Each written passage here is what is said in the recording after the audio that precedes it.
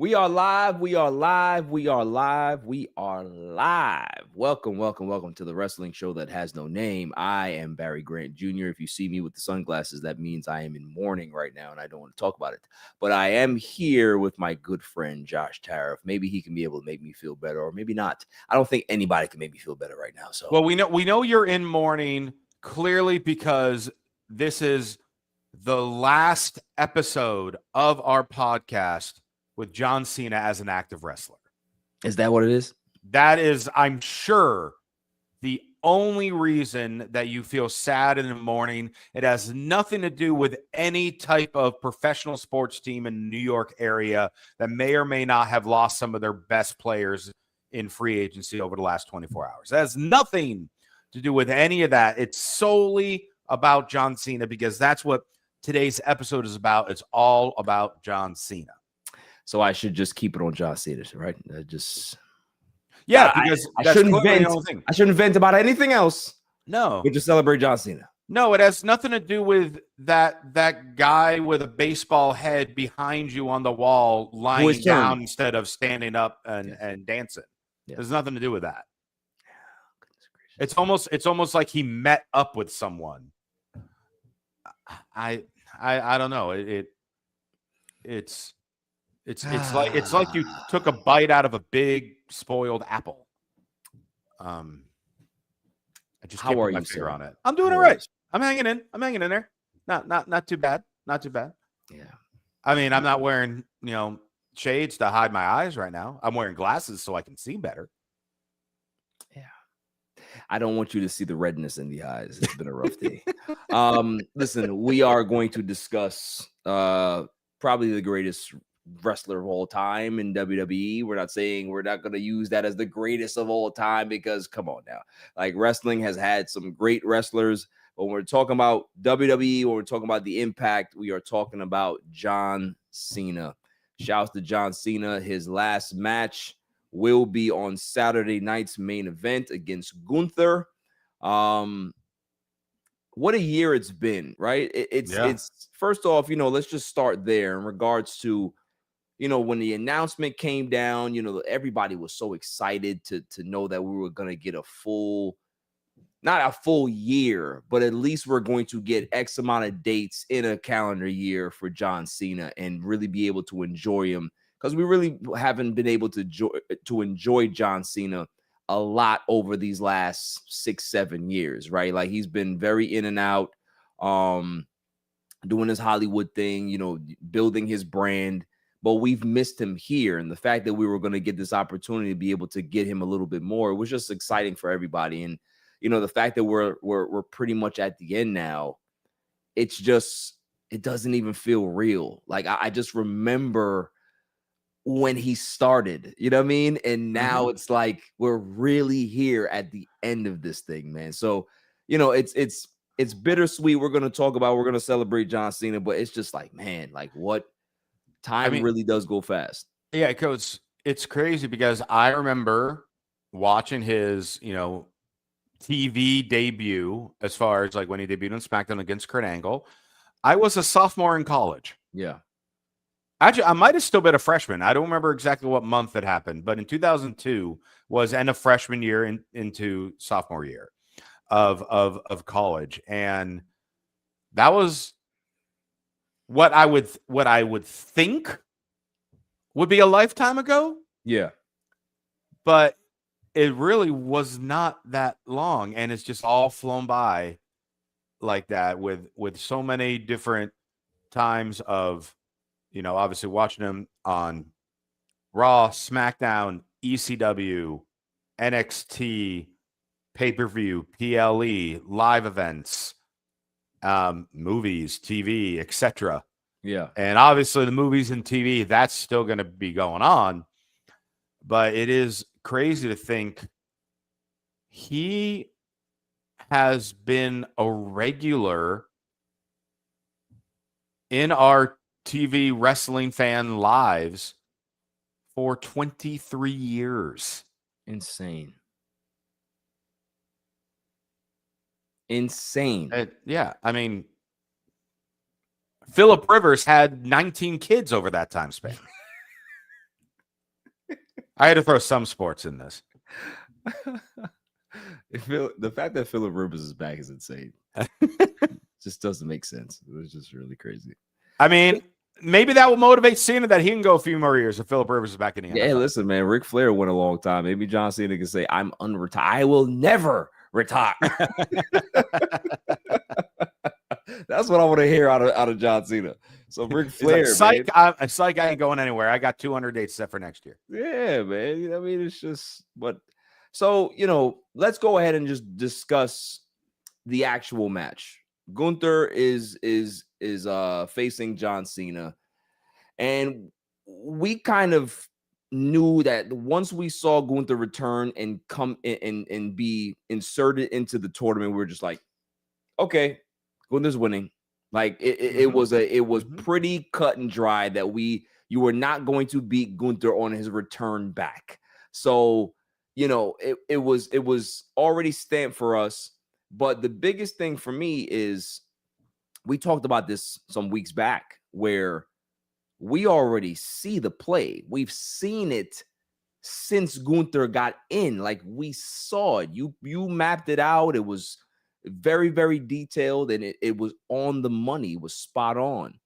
Gunther is going to tap John Cena out. And not only that, last week on SmackDown, when he defeated LA Knight, he debuted a new submission.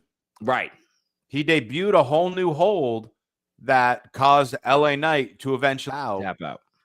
And then this past Monday on Raw, in Gunther's promo, he even said, "I'm going to be the first person to make you give up." Yep. And tap out. And that's the story. The line is that Mr. Never Give Up has nothing left and he has to. Because I really don't see it ending with Cena passing out. I think it's more likely Cena wins the match than him pass out. Right. Because I am not ruling out Cena winning. It's not as likely. And since Cena, his frame of mind has always been about giving back and pushing for the future, I'm not expecting it. However, this is one of those rare scenarios where I don't think people would really be mad if he won the match. Do you? No, I don't think so. I think people would be excited because here's the thing. If Gunther wins, does anything to like put the rocket behind his back and make him more dominant than he's already been. Like Gunther's Gunther. Like, he's the guy. And if he loses, it does nothing to him at all. Like, this is not something that's going to set him back. So he's really much in a situation where it's like, okay, you're not going to elevate him anymore because he's already at the top, right? Like, he's not champion, but he's very close to just being the marquee names in the company, right? So how much higher? He was just on First Take today with Stephen A. Smith. So there you go, right? So, and if he loses, it's not going to sink him where he's now going to be a mid-card guy.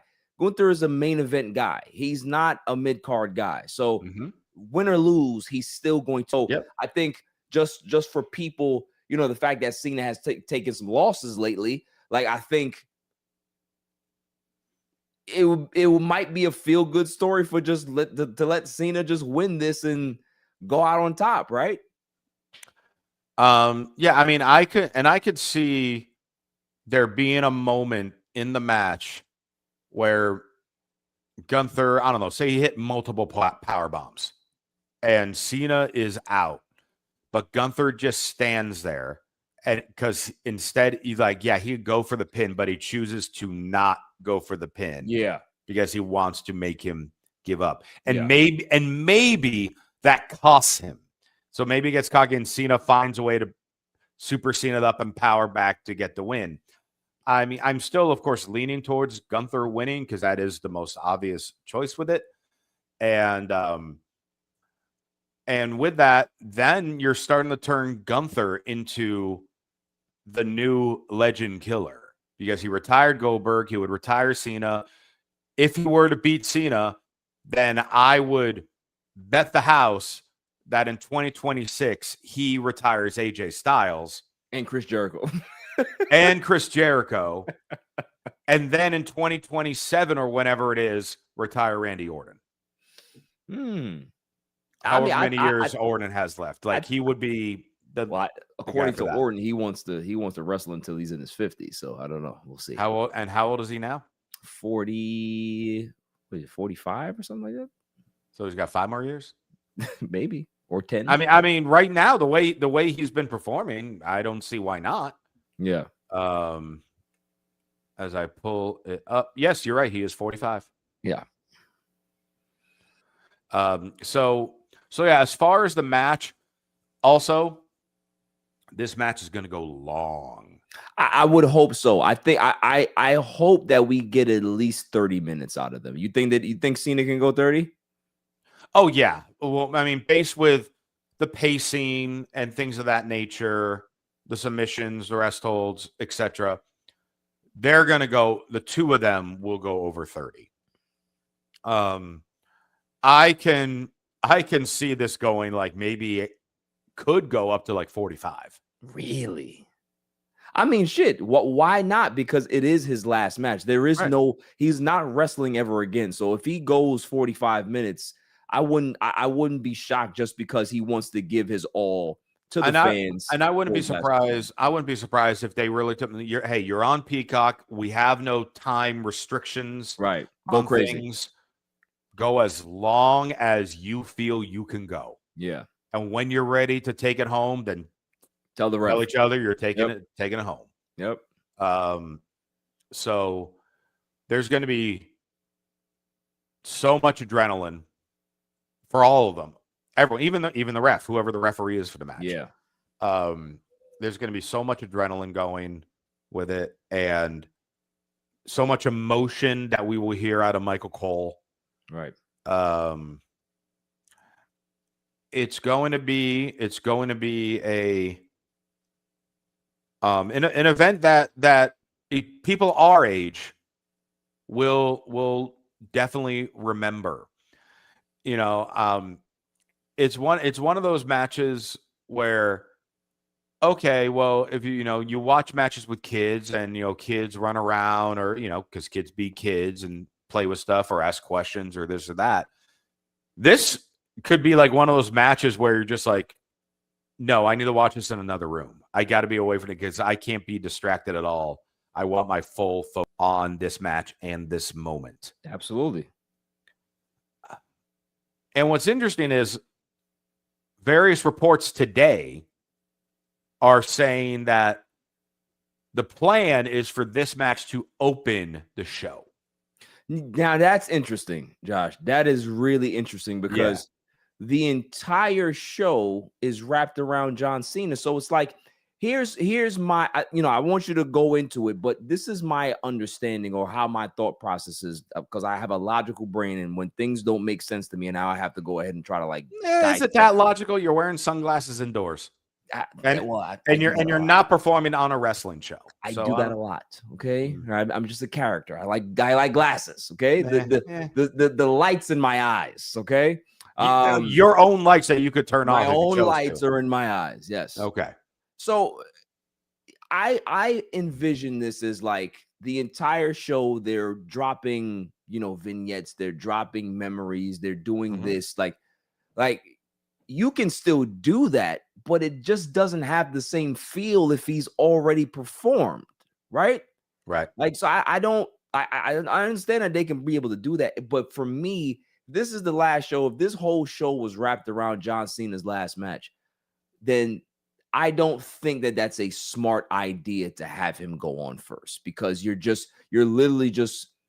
can be able to get so much more out of this particular special event, that the replay value on that is going to be just like historic in regards to how many people continue to go back to this, just because of the entire show's presentation was awesome, right? And that's what you want. You want that replay value. But if you just have them on first, like it's just a regular PLE,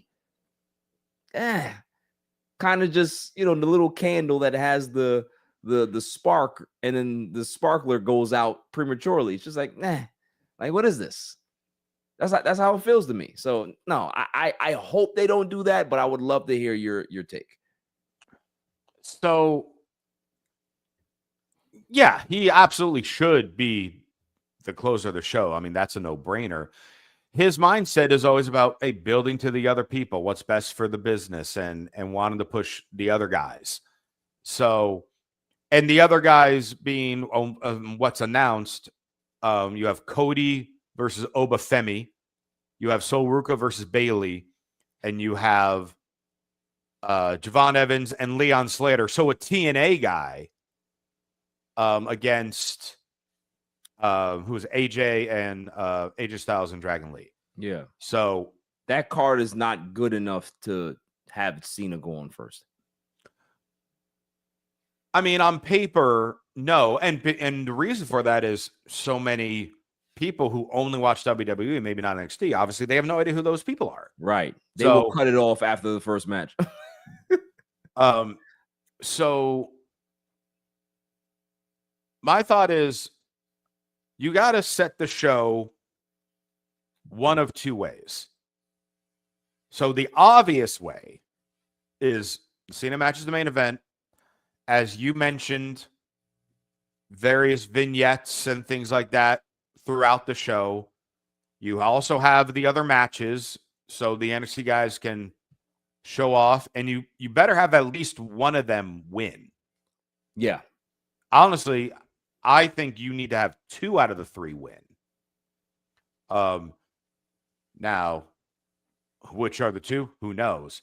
But we will have to wait and see with that. But in addition with that, I want various backstage segments of different people approaching Cena.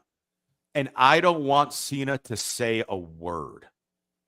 So obviously, if he has to respond to things, that's fine.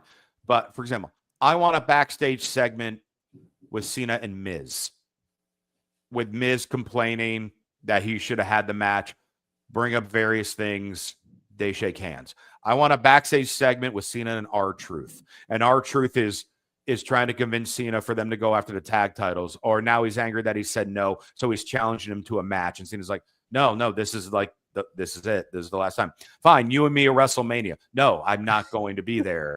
Like this is it.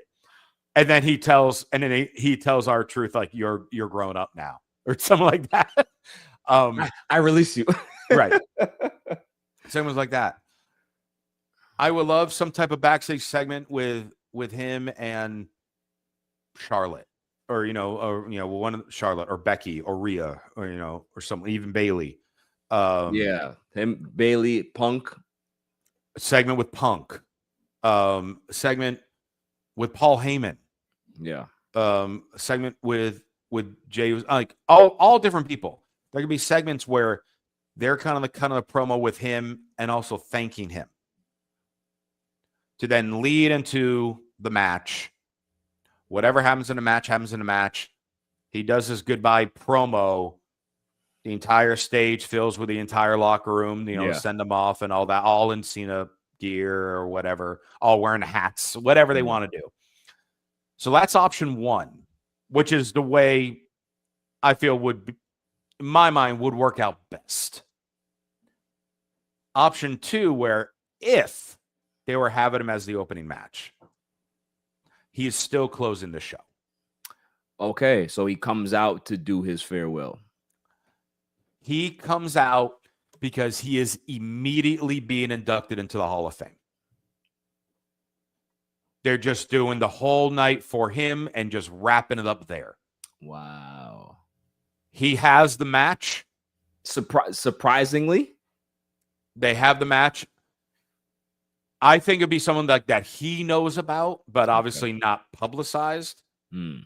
So then we find out, like, after the match happens, he doesn't cut a promo then, but we find out, like, he's going to address the crowd at the end, where then at the end, it's Triple H who announces we're doing the induction of him, and then he gets to go to the ring, cut a promo and thank you speech as long as he wants, with then everyone coming out on the stage. So then you don't get the backstage segments that I described.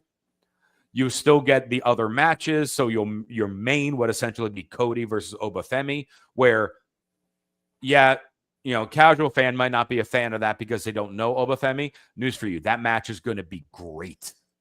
Oba is going to crush it in that match. And I have all the faith in the world in Obafemi for that match. I'm so glad that he got the opportunity for it. Your impression of his walk right now wasn't bad. It wasn't bad. That's my guy, man. I bad. love Oba. The ruler. Oba. So that is the alternative. Now, again, it would be much, much better for the general audience. You close it, promo, goodbyes with all the stuff leading up to it, because it is a Cena themed evening. Mm-hmm. Now, you could even still announce then that he's going to headline the Hall of Fame. So then, but then that would be for obviously the actual Hall of Fame ceremony. So if you're going to have Cena open the show because he wants to do that, and I respect that he wants to do that, then do it. Yeah. And do the induction right then and there, because he gets his own celebration based on what he's done for the company and what he's done for pro wrestling and for as long as he's been the guy. So you say that his own thing. So you say that the induction happens there, not just he's being announced to be in the Hall of Fame. If Cena opens the show, if his match is the opener, his Hall of Fame induction closes. Wow. Will that happen? Probably not. Probably not. It's an interesting But if we're not going to get Cena having his match to close his night, then that's the way that you can make all the Cena fans and wrestling fans still rejoice in the John Cena themed evening. You are very creative in regards to your mind. That's very interesting. Some people call it a crazy mind, so I appreciate you calling it creative. Yeah, I mean, it's a gift and a curse. It could be. Yeah. So let me throw it to you though. If these rumors are true and he is opening the show, do you foresee, aside from the match and whatever happens when the match is done, do we even see Cena at all the rest of the night? Knowing Cena, and because he's such a guy that just wants to get out of the way and let the young, let the future of the business carry the night, I can see that happening as well. But that is going to be very anticlimactic for everyone involved. I think even the performers know that it's John Cena's night. And I don't think that even they would want that, right? Right. I think that it's something that, it's a celebration of his career. It's a celebration of everything. Everybody wants to be a part of that. And yes, they're still going to be a part of it. But, to me, it's just like I'm sure these tickets are insanely expensive, right? For Saturday night's main event. Oh, God. Yes. And I think there are still some on sale because they were so expensive. Yeah. So just think about that. If you go ahead and you go and spend the money to be there because you want to be involved in John Cena's last match of his career, and he has the first match of the night, and you never see him again for the rest of the night, that would piss a lot of people off. And I don't think that WWE should be in the business of pissing people off consecutively, because they've done this a lot lately in 2025. Now, so but I will say it's going to be the type of thing with that, though. I don't mean to cut you off, because that's going to be the type of thing where Cena will then talk about, hey, no, this was my decision. I asked him to do this. It's not going to matter. I agree with you, but he's going to try to do it, and then they're all going to be like, well, why'd you allow him to have his decision there? Yeah, yeah. WWE, like WWE, it doesn't matter what happens at that point. He's gonna be the company man and get in front of it. It's not gonna matter. It's not gonna matter. By the way, row A, seat 2, section 5. So this is the front row of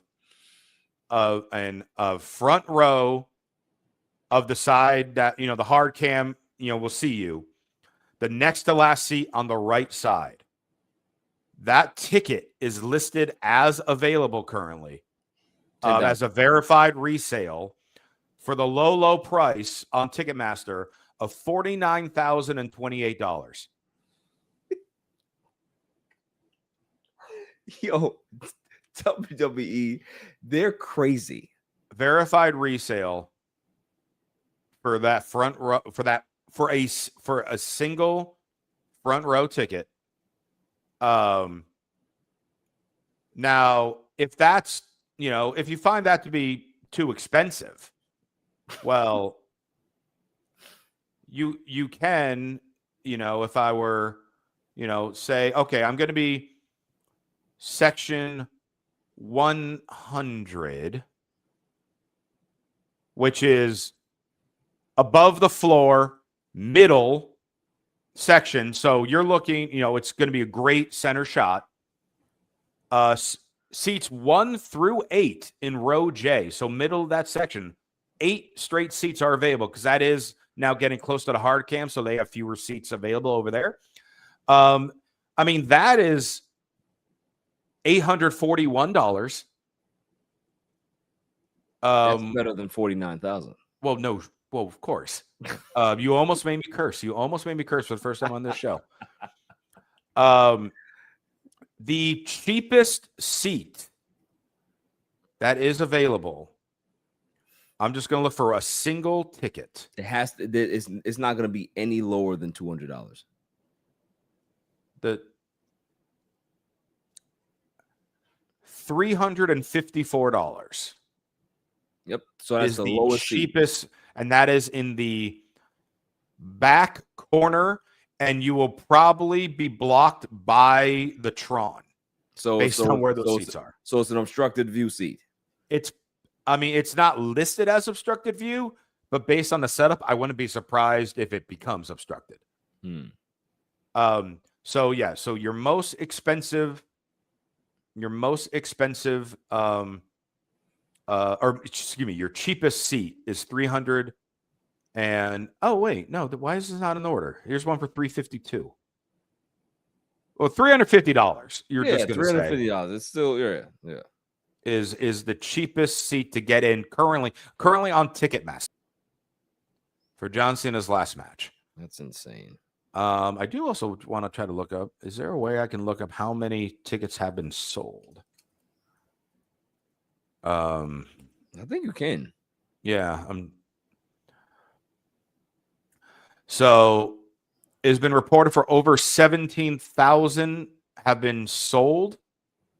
But then how many people can it hold?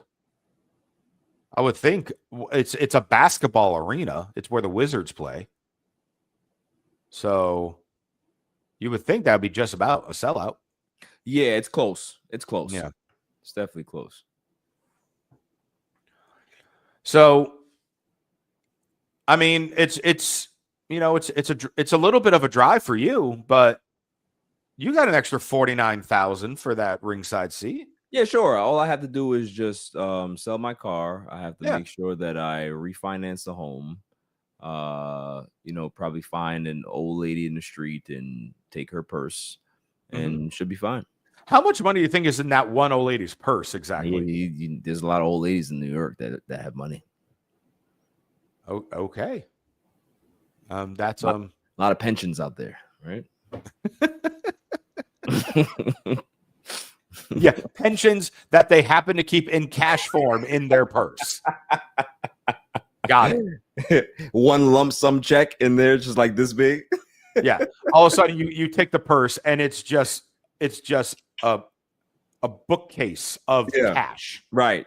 Or it just has a check that says pension on it. A check written into cash. Yeah, exactly. Yeah. Yeah. Yeah. I mean, yeah, that's gonna happen. So yeah, go for it. We have a question here by was it KZ Ditzy? Is that what it says? Ditzy I'll take your word for it. KZ Ditsy, K's Ditsy, 8. 8. Don't forget the number 8 at the end. 8, excuse me, absolutely. Do we think there will be a lot of run-ins in Cena's last match? No, I don't believe so at I all. don't I think there'll think be a it's going to be single run. Yeah. straight up, no run-ins. It's going to be 30, 45-minute match. Cena's going to give his all, and Gunther's going to make him look as best as possible, and it's just going to be a straight up clean match. So no run-ins at all. The only thing acceptable would be before the match starts, R-Truth runs out and throws Gunther and Cena over the top rope, and he thinks he won the Rumble. That'd be funny. That's funny. The only exception. R-Truth better make an appearance on Saturday in some capacity, not during the match. In some capacity, some interaction. Some backstage seat. Have to, or even if he just cuts a promo by himself to just say, "Hey, this is my goodbye to Cena." You know what I mean? A video package of him having his face photoshopped on a little kid watching John Cena on TV. Little Jimmy. Yeah, photoshopped on little Jimmy. So yeah, we'll have to wait and see with that. But with all that, I mean, obviously this week for all wrestling fans, it's nostalgia. It's feeling, wow, we've had so many memories with this one guy. Yeah. What is a memory that has stuck out to you? Maybe it's something you saw at a live event. Maybe it's a feud. Maybe it's a specific pay-per-view match, a Mania moment. Like, what is something or anything that's really stood out to you that make you really think about John Cena? I don't remember what Royal Rumble it was. It might have been his first Royal Rumble when he was Thuganomics Cena and he was cut and he was doing the rap song. And I remember that song in my head to this day. Recite it. Do it right now. Let me see if I can be able to do it. Hold on. He said, oh my God, I can't remember the opening line, but he said something over the top battle royal. I'm a witness. I'm gonna make my impression. Show Vinnie Mac that I got ruthless aggression. The odds were even until they chose me. Now the 29 superstars and won something to MC. That was like one of my favorite moments because I'm like, yo, who does this? Like, this is so obnoxious, so stupid, but it fits him. It fits him. You know what I'm saying? Like I always remember that. Every single time I remember that. It's so great. So great. So I just found the video. There we go. I will send it to you. Yeah, send it to me so I can be able to add it in here. So that'd be great. Could you play it? Okay. I need to see that. Matter of fact, let me see. I could probably be able to find it. Where'd you find it on? YouTube? I actually was starting to go through Chat GPT to try to get the actual lyrics to see how accurate you were. Yeah. And then it said, it's saying if it wants, you can try to reconstruct the rap by listening to the video. So I'm going to ask it to do that as well. But the name of the video was John Cena Raps to the Ring, Royal Rumble 2003. There we go. 2003. That was my joint right there. Let me see. But ChatGPT can't transcribe it since it's copyrighted material belonging to WWE. Yes, I don't know. Maybe we might get dinged if we play it. Okay. So we'll just assume that you got it perfectly correct then. Or maybe can we listen to it? If we listen to it, if we listen and talk over it, would that be fine? I don't know. I don't know what YouTube's rules are. That'd be interesting, but because we're currently making millions of dollars off this episode. Correct. But that was one of my interesting moments, just because it was just like, it was very, very new. He was on the scene. He was really getting into his heel persona, and he was just somebody that I particularly couldn't hate John Cena. Like, there was never a time that I hated John Cena at any point of his run. Like, it was just, that was just cool to me. You know what I'm saying? Mhm. So that stuck out to me in regards to just being like really, really unique. And it was just like, he's so different than what we've ever had. Like, Yeah. you know what I mean? Like the whole package was just like, okay, there's something here. Like, you know what I mean? Like there's something here. What about you? Well, I mean, my first real memory, besides obviously, you know, the one that we'll always see on TV highlighting with his actual debut, Yeah. was in your neck of the woods, Okay. WrestleMania 20, Madison Square Garden. My first Him and Big WrestleMania Show. I ever went to. Excuse me, not And him and Big Show. It was no, you're right, him and Big Show. yeah, okay. I was thinking about And JBL. for the US title. Yes. Picked up the Big Show. John Cena, you know, well, now I can't remember which one came out first between Big Show or Cena. It might have been Big Show because he had the pyro. Right. But I mean, you know, sitting there, obviously that's the first time I've seen Cena in person. I've seen Big Show and always been mesmerized by just how gigantuous he is. And as big as Cena looked on TV, looked so tiny compared to Big Show. Big Show, yeah, yeah. And opening WrestleMania, and with the ref not looking, he took his chain, clocked Big Show with it. Big Show bounced off the ropes, and he got him up for what was then called the FU. Yeah, and the crowd went crazy. Bananas. Yeah, they went even crazy. I was there with my dad, and my dad would watch wrestling to tolerate it because he knew I loved it. Yeah. And that was one of the few moments that I remember my dad even reacting to something on the show. How impressed he was, yeah. Yeah, of the fact that he lifted him up on his shoulders. And then his first title in WWE was the US title. And then, what was it, a week later, we got the beginning of the spinner belts. Got the spinner belt. It was terrible looking. That one awful. Looked like a toy more than the WWE Championship did. Yeah. So that's one that has always, you know, stood out to me because I got to witness it. Yeah. Another one that I got to witness was SummerSlam. I want to say it was 2014 when Brock Lesnar murdered him. Oh, you were there? That was in LA. Oh, that was at what was then called Staples Center, now Crypto.com Arena. Of course. I was there, and I was sitting with my friends, and we're just, you know, just like everyone else in the audience, just so shocked at what was going on. Yeah. But then, you know, the thought, because at that point I've now been working in wrestling. Yeah. And I've been working in wrestling for a little while at that point. And my thought was just like, for someone at the height and level that he is, to whether he was fully on board with it or just agreed with it, but to understand Lesnar's coming off ending the Undertaker's streak, it makes the most sense for him to destroy me. Destroy someone who has been unbeatable for so long. Yeah. To help elevate someone else. Because obviously, if you remember, up until this point, all the talk was, hey, if you're stuck with Cena, you're going to get buried. Yeah. Go see Nexus. Go see Super this Super guy or that guy. Super Cena. Well, Super Cena found his kryptonite that night. Yeah.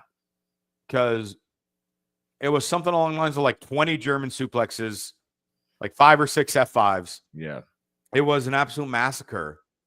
And so from someone in the wrestling business to understand, hey, he's doing this for the good of wrestling, while at the same time for the kids then coming back and, you know, fighting back is like, yeah, could I get beat up? Yes. Am I scared? Yes. But I'm going to, you know, man up and do this and all that, never give up, et cetera, et cetera. And it's just like, you are hitting it for all levels of knowledge and age and passions.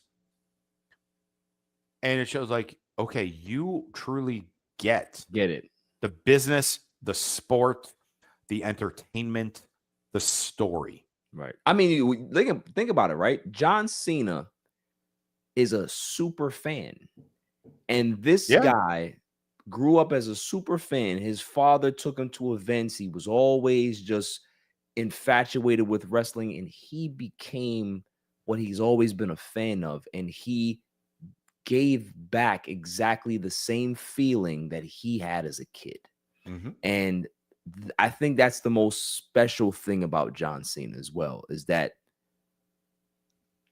you don't see a lot of athletes who are that okay with passing the torch, right? Yeah. Who's always just been, what's the best thing for us to be able to forward, right? Mm-hmm. Yep. Not because I'm the guy and I need to be the guy that pushes the ball forward. What is the best thing to do for the business? And I think if there's anything people can take away from John Cena with these new guys that are coming up, is that this is about entertainment. Mm-hmm. The more you entertain, the more you have believability, the more you allow people to be invested in whatever storyline that you guys are telling, and whatever story you're telling in that ring, they're going to continue. Right. So it doesn't matter about wins and losses. It doesn't matter about all of these things. It doesn't matter about if I have the championship or not. It's about what is the best thing to be able to make everybody look good, Mm-hmm. not just myself.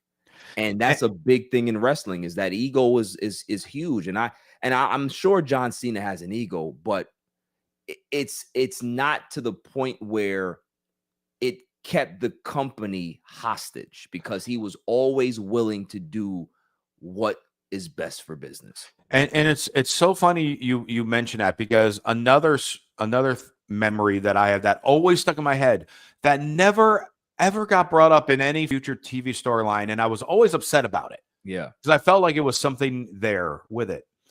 And it was also in my mind, and and back then, me thinking he wasn't looking for anything further in the business. He was looking for himself. Obviously, we know that's not the case. Yeah. Back then, at one point with one of his many feuds with Edge on Raw, there was a segment of some kind with Cena's dad along with Edge. And there was a point where there was some type of threat that was there, where if Cena like put his hands on Edge, or if Cena left the arena to go back to his dad's house where Edge, like to protect his dad from Edge, because like a week or two prior, Edge came to his dad's house, that he would then lose his opportunity at a title shot against Edge. Right. Like that was the story with it. And there's a point where he is arguing with his dad. John Cena Sr. and John Cena are having an argument. And Cena's dad can't do that. You'll lose your title shot. And Cena immediately responds to that with, there'll be other title shots. And I remember when that was said, no one commented anything. And I was just like, wait a minute. Why does he just assume that he's going to have more title shots? Yeah. I cannot tell you how many dreams I have had where I got to the level of being in WWE and I am cutting a promo in the ring for whoever I was managing against John Cena. And I'm like, and the biggest thing is wrestling fans tend to forgive and forget. I don't forgive what you said back then. Roll the footage. And then the Tron airs the clip. And like, why did you would be in the title picture? Because you're Vince McMahon's little golden boy, blah, blah, blah, blah, blah, blah, blah. Like I had that so engraved into my memory when that passive line happened that was never brought up again for anything, anyone. And it stuck with me because in my mind, like, why does he think he's going to be around for all that stuff? That's interesting. Well, he was right. He clearly was around forever. Right. But it's like, you're just like, wait a second. What's happening here? You know what I mean? Yeah. And it's the type of thing where again, like there's just a random line that's not meant to be the punchline or not meant to be the thing that stands out, but is always stuck with you. Yeah. There are those different things from different shows that we like where, oh, we remember this character, remember, oh, it was known for this line, but I remember that other line. Yeah. Like one of my favorite Saturday Night Live lines of all time was not the punchline at all. It was an episode where Jennifer Lopez was hosting. So this is back in like the mid to late 90s where Chris Kattan had his Mango character. Oh, you remember Mango? Mm-hmm. The skit starts with Jennifer Lopez acting like she's filming one of her music videos.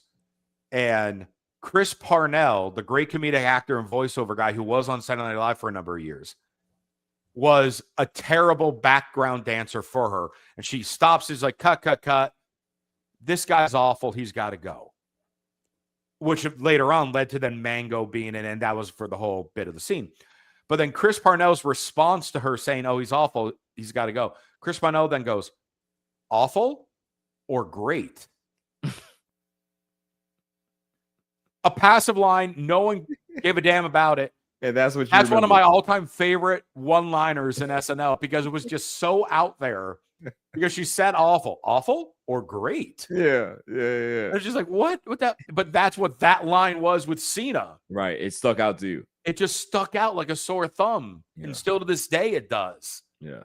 And I need to revisit that segment and hear it again. You have to. We got a question here. It says, do we think he will have an insane last entrance or do his classic entrance for the last time? I think we're going to get classic John Cena.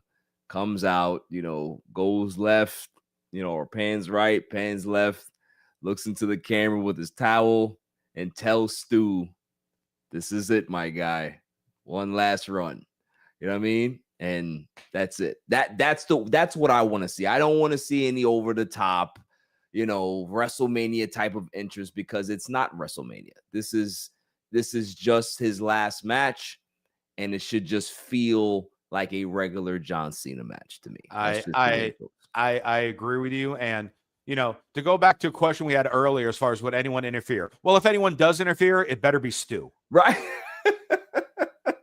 Because it was always time to go to work. Out of a job because he could no longer go to work. Like, listen, man, John Cena's not here. What's going to happen to me? Yeah. What's going to happen to me? Like, enough about all this John Cena stuff. What about my job? Exactly. CM Punk is going to have to talk to Stu now. Yeah, I mean, I can see, like an incredible video tribute package to lead up to the entrance. Right. But the entrance will be his regular entrance. Black screen, John Cena. Black screen, and go nuts, crowd go nuts, move side to side, have the towel. Yeah. The last time is now. Yeah. Say one more thing to Stu and then make that last run in the ring. That's the way I want to see it. That's the way I want to see it. Favorite John Cena match? Ooh. Don't it's a tough one, but if you are one of your favorite John Cena matches, we'll make it a little easier. The first one that popped into my mind was the Monday Night Raw 60-minute match against Shawn Michaels. That was a good one. Where Michaels won. Yeah, that was a good one. Because it was not advertised to go 60 minutes. Right. It was the first of its kind. We've had some, like since then that have just been incredibly long. They're rare, which makes it stand out more. But this was the first of its kind on TV. Yeah. To have a match go that long. Yeah. So that was incredible. Money in the Bank with CM Punk. With Punk leaving. 2011. Yeah. That's one of mine. That's on my list. I mean, that entrance. That entrance was amazing. What about I like the one where he went against RVD, the ECW one. He said a one night stand too. One night stand, man. That was a scene, man. By the way, everything we're naming, he lost. Exactly. All these matches, he lost. Exactly. It just shows you what type of person he is. He put over CM Punk. Put over. I mean, he didn't need to put over Michaels, but he put over RVD and make RVD champion. That was huge. Yep. We talk about it all the time. He put over Sheamus. Yeah. Right? One that he won stands out. It's probably my second favorite Rumble of all time, the 2008 one, where he came back like, 4 months early or whatever Yeah. from his Super Cena. Yep. Super Cena, and showed up at number 30 where no one thought he would show up. Like, no one remotely thought, like, oh no, he might be back for WrestleMania. Yeah. We got a comment here. Edge versus Cena, Unforgiven 2006. Okay. Yep. That's another incredible one. Another classic. Oh man. I mean, there again, so many different ones, and again, and different aspects of opponents. Yeah. You know which one was underrated to me? AJ. Any of the any of them. Name any AJ style. AJ style John Cena match was awesome. Like everyone. The one a couple months ago, incredible. Yeah. Shawn Michaels, John Cena, WrestleMania 23. Okay. That's I think that Monday Night Raw one was leading up to that. Yeah, that's one of my favorite matches. That WrestleMania match was really good, man. Really good, because it gave Cena range, because you're in there with Mr. WrestleMania, and we saw a level of Cena in that match that I was like, oh, okay, he can go. Like this, he can go. He can go.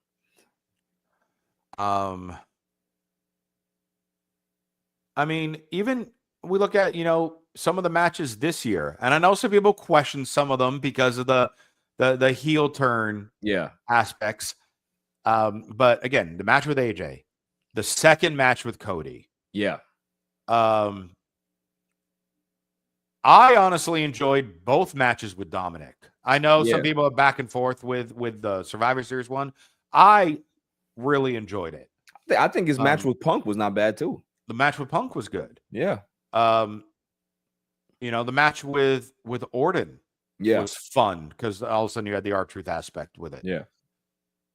So you still had, these different moments, even in the final year of, hey, no, these were good matches. Yeah. So, I mean, it'd be really tough, to try to rank specific matches or a moment, that stood out, especially on the spot too. Like we'll probably do one of these episodes. We'll just do a John Cena, kind of episode where we're highlighting certain things, and then we can really dictate that. Like I would love to do that. What would be great? I know we're doing a John Cena tribute episode, but let's do a John Cena tribute episode. Yeah, like a bigger one, like a bigger one. I do a bigger one. Yeah. But there's nothing wrong with that. People do it all the time. It's kind of more like an in-depth look at like maybe just like a match. It's like, okay, this match right here, let's dissect this match and see exactly what we saw in that match. Cause I like those videos. I like when I see, because like you learn so much more about it when you really like take the time to just focus on everything that's happening. Like, if I watch John Cena versus The Rock 2013 WrestleMania 28 now or 29, I will see some things in that match that I don't remember seeing because I watched it live, right? And those are the things that I really would love to do at some point. So, yeah. Let me throw this question at you. Do you consider John Cena the greatest wrestler of all time? No. Why? I think John, because when I think about wrestler, I'm thinking about in ring, just being able to do everything, right? Having like, when I think about greatest wrestler of all time, I'm thinking about people like Shawn Michaels. I'm thinking about Bret Hart. Okay. I'm thinking about Ric Flair. Then let me rephrase it. Yeah. Is John Cena the greatest superstar of all time? 100%. Is John Cena the greatest sports entertainer of all time? That is tough, because is John Cena the greatest WWE performer of all time? It's between, well, I'm going to give him the nod just because his whole career was here, right? Sure. Because I can say The Rock the same thing. I can say Stone Cold, but there's pockets of their careers that they weren't all here. I'm talking about Stone Cold, not The Rock, but yeah. But John Cena's entire career was here. So when we're talking about WWE product that turned out to be the biggest sports entertainer of all time, 100% is John Cena. Absolutely. Absolutely. So I'm with you in regards to it. You know, again, it depends on what your definition of it is. Yeah. Because is he the greatest technical wrestler to ever wrestle? No, of course not. No. But I say, like, to be the face, to be the guy that long with the longevity. Yeah. Because that's the biggest thing. Because everyone forgets Steve Austin was the guy and was enormously the guy for a short for period about of time. 4 years. Yeah. Yeah. Hulk Hogan was the guy for What, 7 years? 7 to 8 years. Yeah. John Cena realistically was the guy for 15 20 years. No, more than that. More. You think it was more than that? I mean, he became the guy in 2005. Right. He remained the guy until like 2018, 2019. When he stopped being full time. When he stopped being, and then this year, for one more year, was the guy. Right. That's fair. It's fair. It's fair. And that's obviously fair. Not counting all the separate appearances and Make-A-Wishes and all the records and all those things. Yeah. Because that's, again, a whole nother aspect of him as the person. Right. And how he represented himself, the company, the business, the product, etc. Yeah. Yeah. Not 100%, man. I don't think, and I've said this before on this show, you know, when we were talking about John Cena, that I don't think that we'll ever see a total package like John Cena again for WWE. We'll probably see it somewhere else, but just because of, like, you got to think about the perfect storm of events, right? This is a guy that came through the development system. He then came to the main roster. It didn't work. They were very close to, like, releasing him. And then Stephanie McMahon hears him do this thing on the bus and is like, oh, that's cool. Go ahead and try that. And we create this character that has staying power. And let's talk about the evolution of that character in the Thugonomics guy, then him still being the hip hop guy. And then it went from him completely getting out of that hip hop phase. And now he's doing the salute, right? He's doing this, like he's honoring the troops. Like, then he became it just, there was so many different variations of John Cena throughout his tenure, but the guy always stayed true to himself in regards to the character, right? Yeah. And that's very hard to do, no matter all the pressure that was happening. That's why I'm saying, like, the polarization, everything about this character, everything that he created in that ring as a character, everything, I don't think we'll ever see that again. It was just perfect. It was perfect. It was the perfect person to deliver it. And it was just a perfect time for him to be able to carry the company. A lot of people say that John Cena's rise and John Cena being the face of the company was in WWE's down moments, the PG era and all this other stuff, but he still did it. And he still did it with respect. He still did it with consistency. He still did it with putting guys over, building the company, building new stars. Think about how many new stars were created in John Cena's tenure of being the face of the company. CM Punk, Edge, like, the list goes on of guys that you would say, oh my God, this guy, there's so many great wrestlers in this time, but yet John Cena was still the guy, and he helped, like, build all of this stuff. And that's why people have such a reverence about him. They respect him so much, because that's what he did. It's probably, I wouldn't say it's the greatest wrestling career of all time, but man, is it pretty close. You spoke on it during this, from TV 14/MA era, TV PG era, to mocking presidents, to supporting presidents, to being the one who publicly announced to the crowd about Osama bin Laden was compromised, as he worded it. From Disney to ECW, Right. from OVW to FSW to NXT.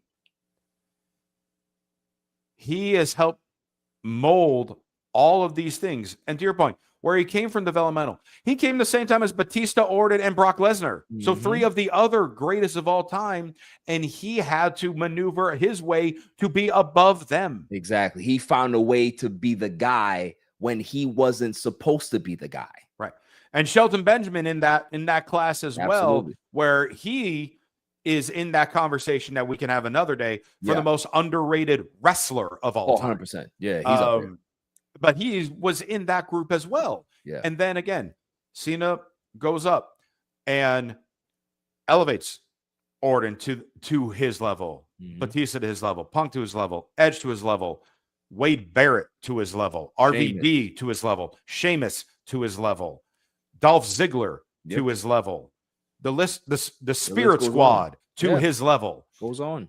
It continues to go on and on and on and on and on, still to this day, where he brought Dominic Mysterio to his level. He is now bringing Gunther to his level. Didn't even talk about it. Let The Miz have a WrestleMania moment. The Miz to his level. Because listen, we're gonna dissect the Miz's championship year. That's gonna be a story, because I think it's one of the greatest runs of a champion in the company's history. That's just my opinion, and he doesn't get the credit for that. But we'll keep it on Cena right now.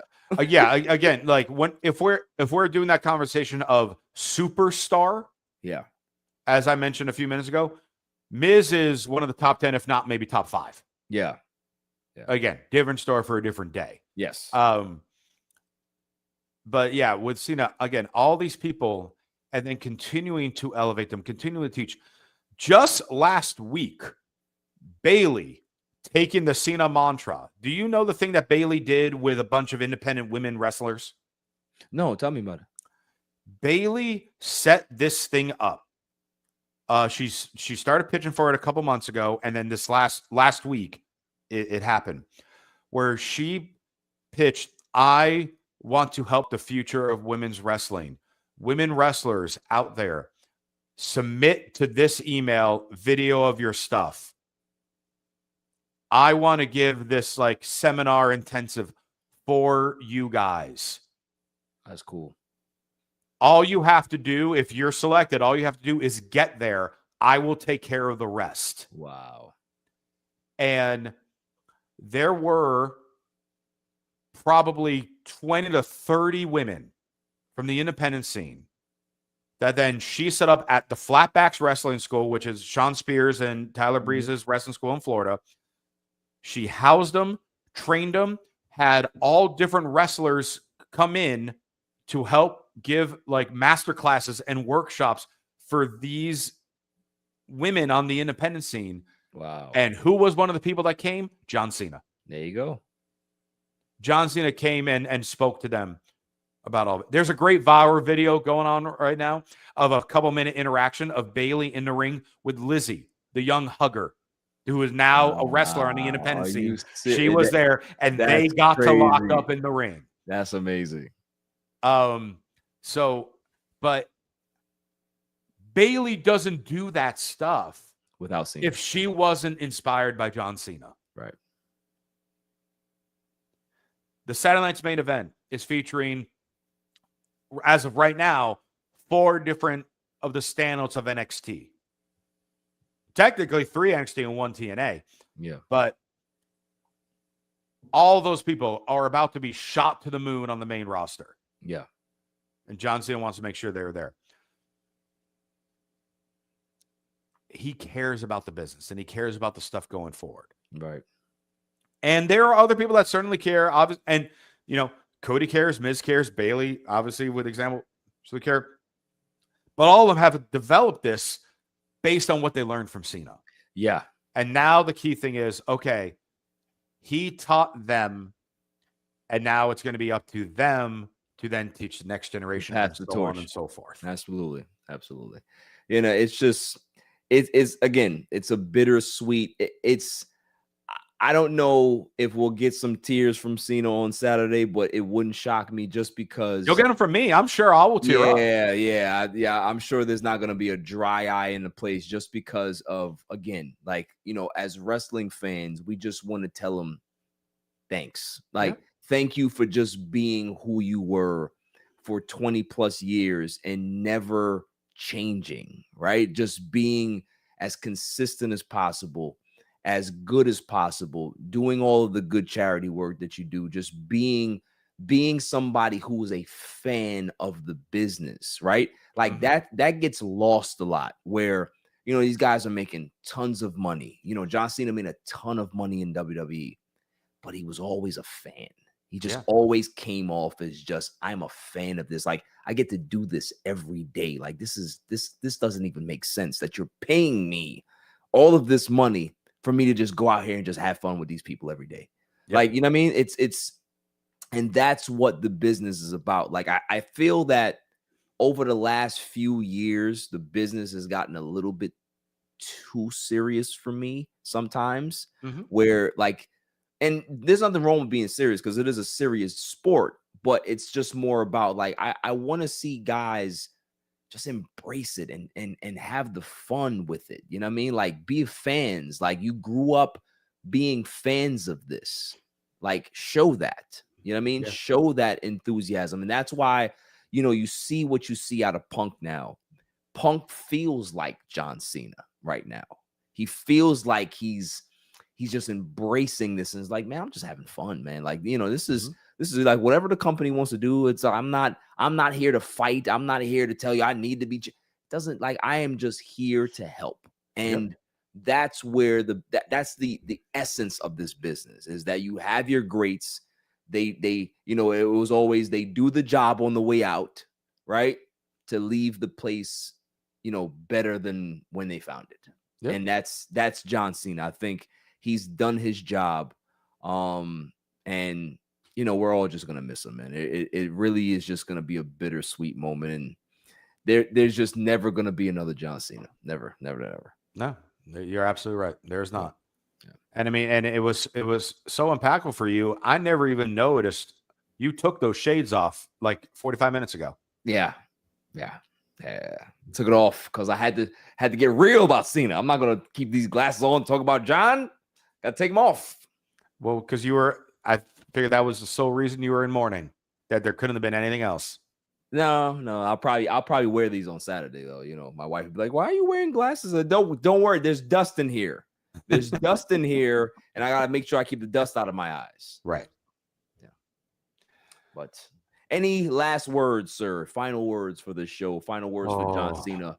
Final words for our appreciation for what he's given us over these 20 plus years. I mean, he really was an inspiring figure for people in any level of wrestling. You don't have to just be a wrestler to be inspired by him. Right. And I know for me, he was born and raised in West Newbury, Massachusetts, not far from where I grew up.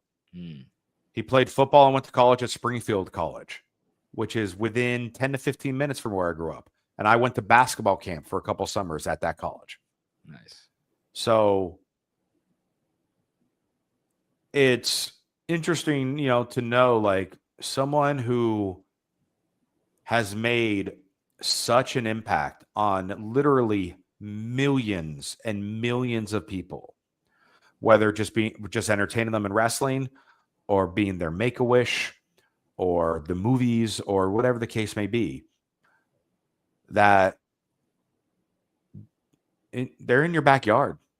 Like, you never know. They're everywhere. They're not like, in some special town that no one knows of. Yeah. That only select people get to, be bred as the next coming of something. He came from a small town right by my small town. And that always inspired me, because just like, hey, he came from the same type of area that I did, and look what he made for himself, and look what he did for the business that I love, and look what he's done for so many wrestlers and fans. Right. And like you said a few minutes ago, it will never be duplicated. No. So there you go. Well said, my friend. Well said. Like I said, well, we're gonna watch it. There probably will be some tears. You'll know. I'm probably gonna call you and get your. I want to FaceTime you and see the emotion. Will he say on the microphone at some point, "My time is up, their time is now"? Yes, he will definitely say that. Will he say, "You no longer can see me"? Probably. Well, no, he's gonna be like, well, since I signed this new ambassador deal, you will see me, but just not doing this anymore. So will he say, "You want some? Too bad, you're not getting anymore"? No, he'll say that, Mr. Never Give Up finally had to give up because my body has no more. That's probably what he'll say. Mm-hmm. So, on that note, next week will be a different show just because we will be doing a show without the great John Cena to talk about. So who will be carrying the show? What storylines will we be talking about? I did hear a rumor about something for 2026 that I'm going to wait for next week to talk. A tease. Yeah. It's and I think you're going to be extremely excited about it. Okay. Yeah. So I'll leave that just there. All right. It's going to be all El Grande Americano all the time. Possibly. Yes. Well, listen, this is the wrestling show that has no name. That is Josh Tariff, my good friend. I am Barry Grant Jr. This is John Cena's farewell. We love you. We're going to miss you. But, the business goes on without you just the way you want it to. And hopefully somebody can be able to be at least 10% of what you've given us. So, salutes to John Cena, and see you guys next week.